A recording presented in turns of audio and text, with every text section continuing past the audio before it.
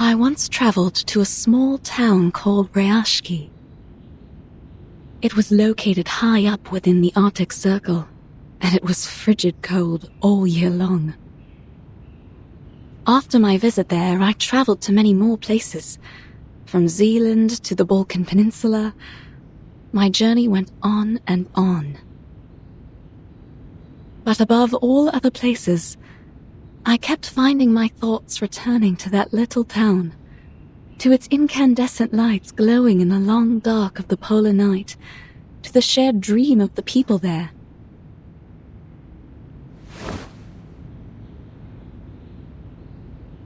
I got this picture book from Rayashki. It is a children's book, a thin one at that, but the story inside has the power to warm a frigid heart. Once opened, wells of bright primary colors run into one another and flow up onto my palm. I found myself returning to it during stormy days when I was stuck at home.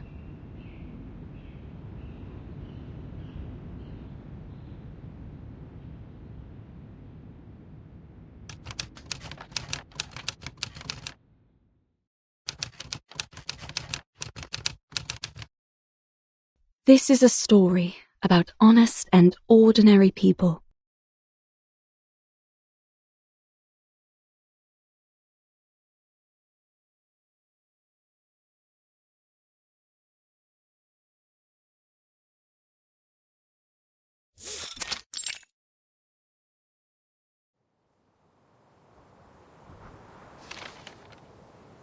The swans are dancing in a circle.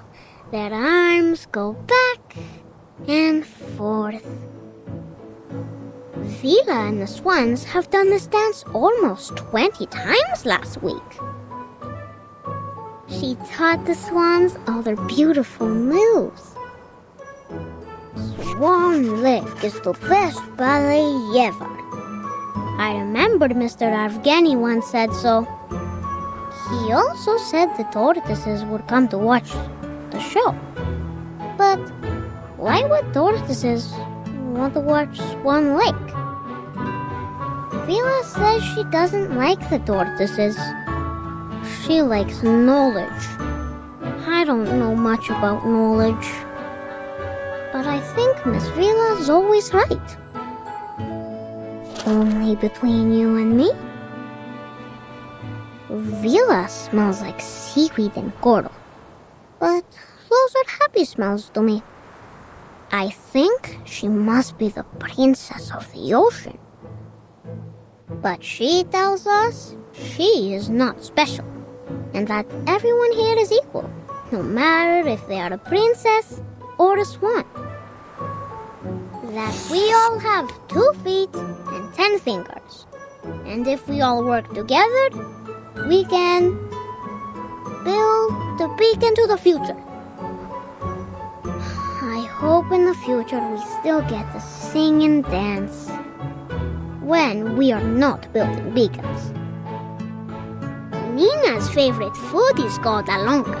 It's a chocolate bar. She used to cry a lot whenever she made a mistake with her dancing. But then Vila talked to her, and now she doesn't cry so much. One time, she danced very, very perfectly. So, Vila gave her a piece of an alonka bar. I believe she will be a great dancer. If she doesn't get too nervous on stage, then she could have even more chocolate. I wish I was like her. I want chocolate too. But I'm not a swan like her.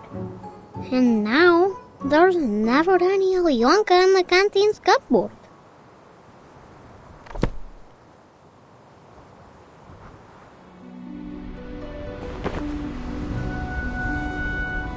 Now Nina is the swan princess. The most prettiest of all swans. Basono is the swan prince. He is a nice one, and he has many, many swan friends. And Piotr is the evil sorcerer, a black swan.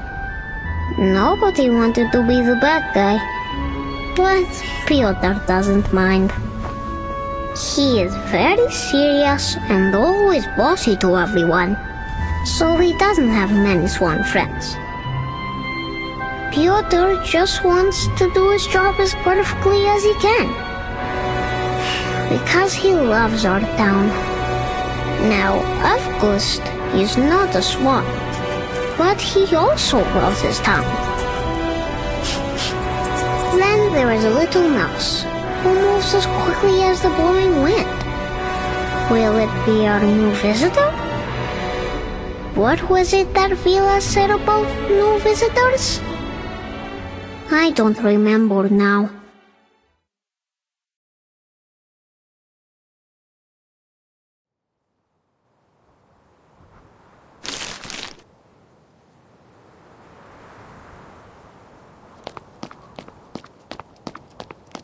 Vila!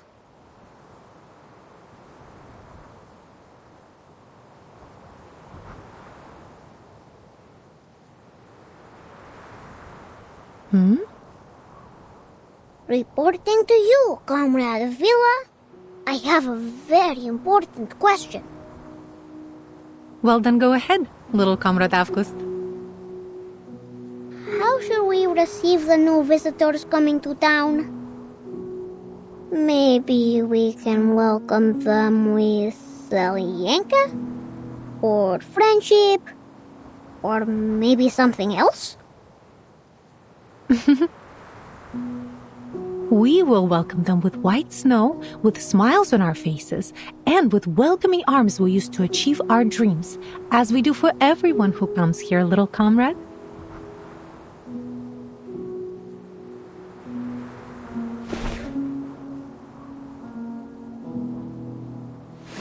It's always good to ask questions. But don't forget your task today, all right?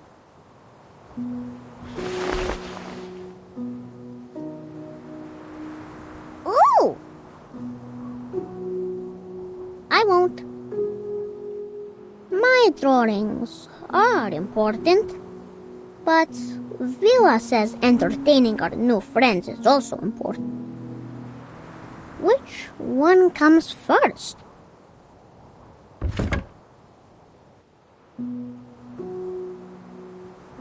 After the swans have flown away, Evgeny will go up to the stage. Evgeny is not an evil sorcerer, but he knows a secret magic that makes everyone's tongues hide in their mouths. He is not so much a bad person, I think. Evgeny's shadow is very long, but no one, not even my sunflower, can explain why. Evgeny walks heavily onto the stage. His appearance comes without any applause.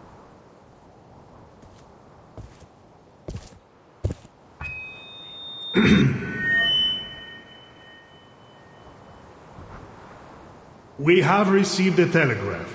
Zeno's investigators will arrive here in Rayashki tomorrow afternoon.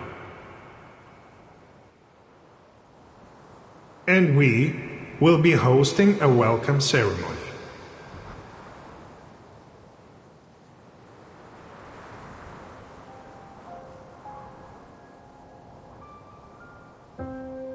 I understand your concerns.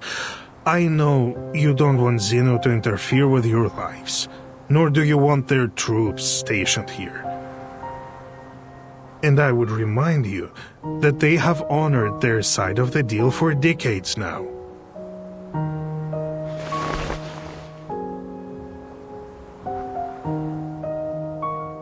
We give them runium ore, and they supply us in return. It should be as simple as that. Always it has been this way, since my grandfather's time. Times have changed, Comrade Knut. In the old days, Zeno used to pay us generously for mining this runium, because our ore was necessary for the arcane combat vehicles. But now, we have nearly exhausted all our mines. You know this better than I do.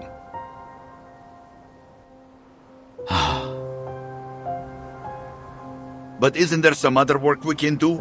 Already we build our own houses, and now we even grow our own crops. He's right. Why must we work with Zeno if we could feed ourselves?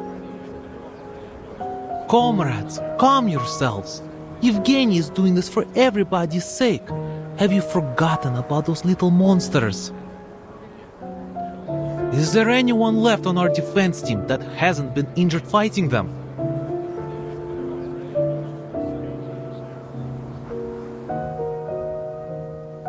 It is as Comrade Nikita said. The critters are running rampant these days. Not only have they occupied most of our mines, some have even found their way into the town. Do you really think we can protect our people with our small defense team?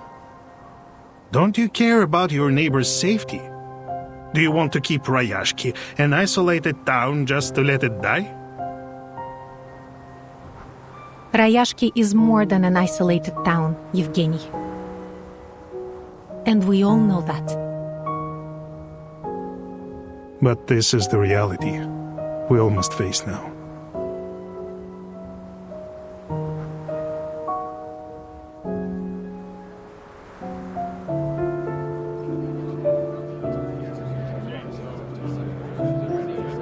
Comrade Evgeny, it was your idea to turn to these Zeno big guys for help. But you never even asked what we think, did you? So you can't blame us for disagreeing now. I'm doing this for your good.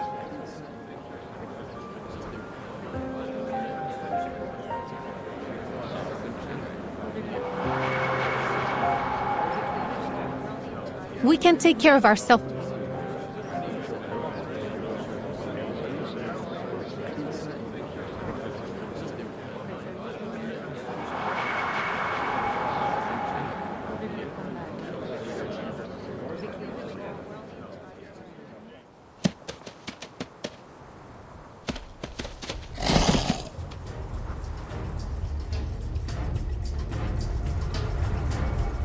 Everyone, watch out!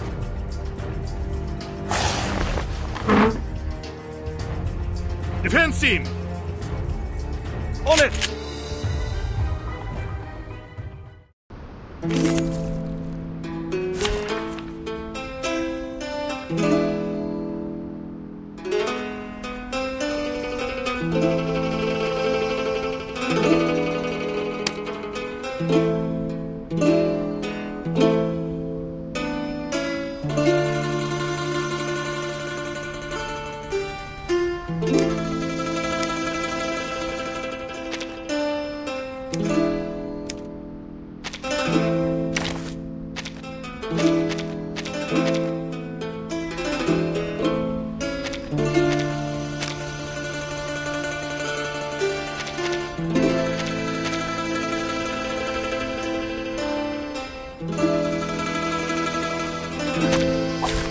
Let me hear it! Let me hear it!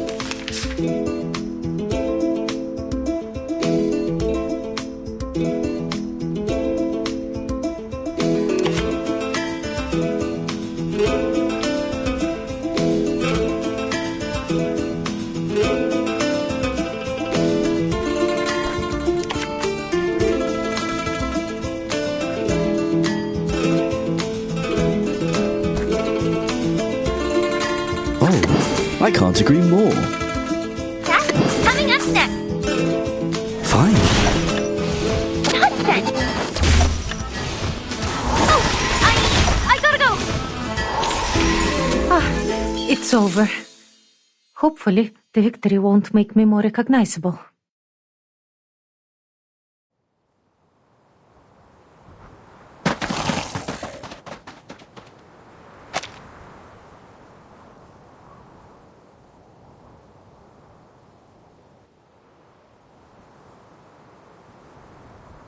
I salute your sense of smell, Comrade Vila.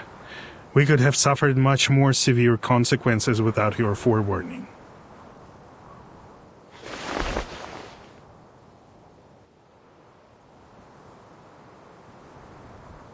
Think nothing of it. It's just a reflex reaction when there's danger nearby.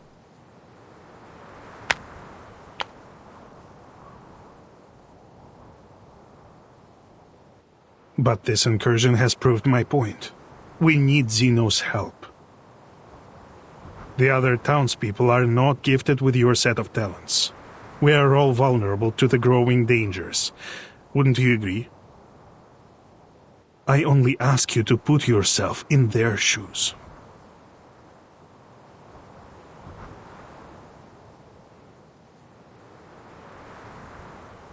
Your criticism is valid and well accepted, Comrade Yevgeny. Perhaps I could agree with your plan. Provided Zeno's presence is a temporary one, we just don't want them to change things for us here.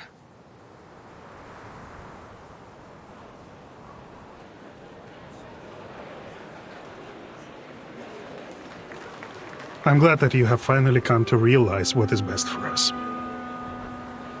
Zeno is known for their rigorous methods and rational decision-making, and they are committed to maintaining peace around the world. I'm sure they will make the right decision. They trusted us to supply their ore, and we have faithfully played our part in supporting them. Thanks to our help, Zeno has successfully tackled many international issues. It has always been them and us together, fighting for a better world.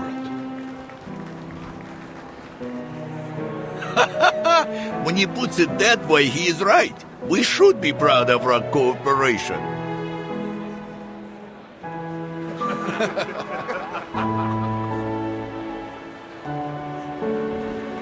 Therefore, we will show our appreciation to Zeno for the contributions they've made to the world with our help. Now let's continue our rehearsals.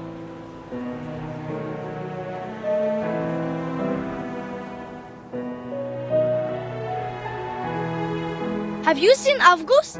I can't find him.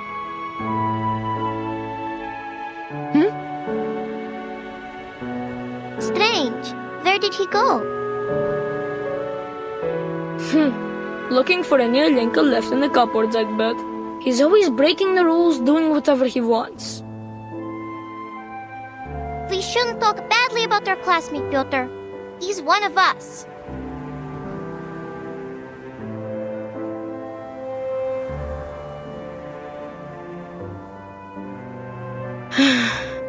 Yes, you're right. I just wanted everyone to do their best, even him.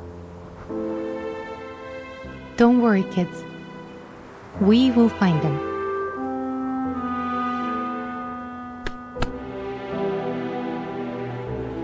A child is missing, Comrade Yevgeny. I suggest a temporary suspension of our rehearsals.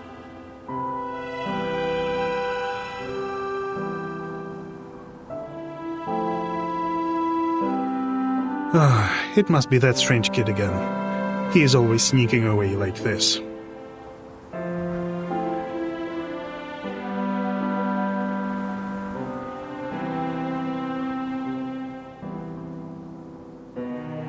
He's only trying to understand the world in his own way.